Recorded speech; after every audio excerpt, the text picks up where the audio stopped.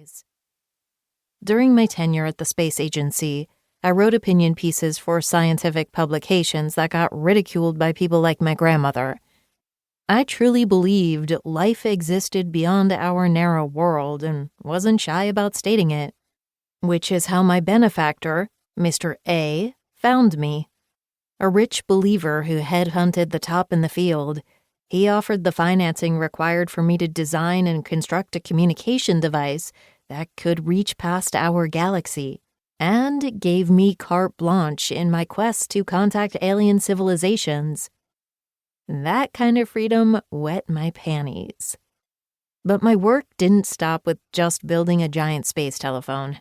My benefactor wanted to do more than just make contact. He sought colonization of other planets, which required spaceships capable of making trips in a timely manner, weapons in case we had to defend ourselves in the off chance the life we found wanted to do us harm, and for unexpected incidentals like space debris. The team my benefactor assembled consisted of the best of the best. All nerds, all believers, all dedicated to getting off this rock called Earth. We were close to having our first ship complete. It was a cruiser that could handle a crew of 20 and should be self-sustaining while it made its journey past our solar system. Given the other planets in ours weren't habitable, ignore all the bullshit movies and books about Mars, we wanted to look elsewhere. A viable planet for colonization wasn't the only reason we wanted to escape this galaxy. A few of my colleagues theorized that by proving we'd achieved space travel, intelligent life would finally deign to acknowledge our existence. I hoped to get a reply to my messages before that. Was I selfish enough to want the glory of discovery to myself? Totally.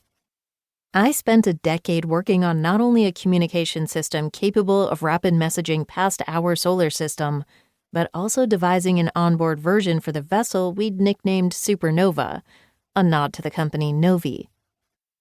While I'd managed to detect a few anomalies with my auditory receptors, or as my colleagues called them, space ears, nothing definitive screamed alien life.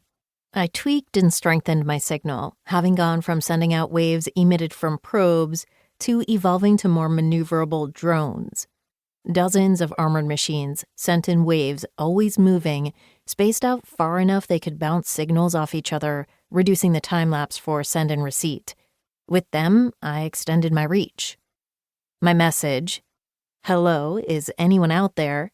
in numerous languages, pushed farther and farther past our solar system and into the next.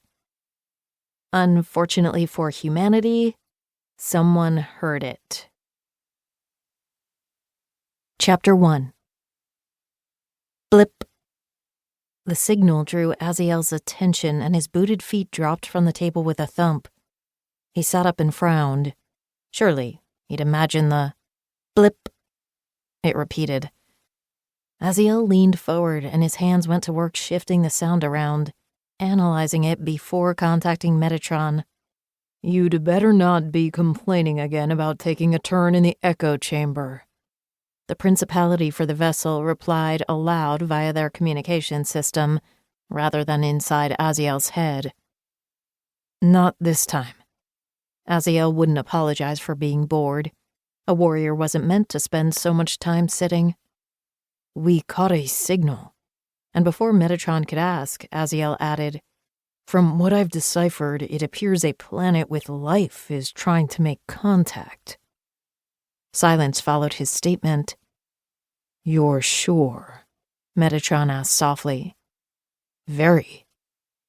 The maps don't show anything in this sector." "Then why did the Supreme Commander send us here?" Aziel questioned, not for the first time. Being sent so far away felt like punishment. For what? Or should he ask who? "It is not our place to question, and yet I do believe we've just discovered the why. Can you trace the signal?" "On second thought, let me send Zakai to take your place." Aziel might have argued for the sake of arguing. However, there was no denying Zakai had an affinity for the echo chamber, a room that controlled their vessel trajectory, caught and sent signals,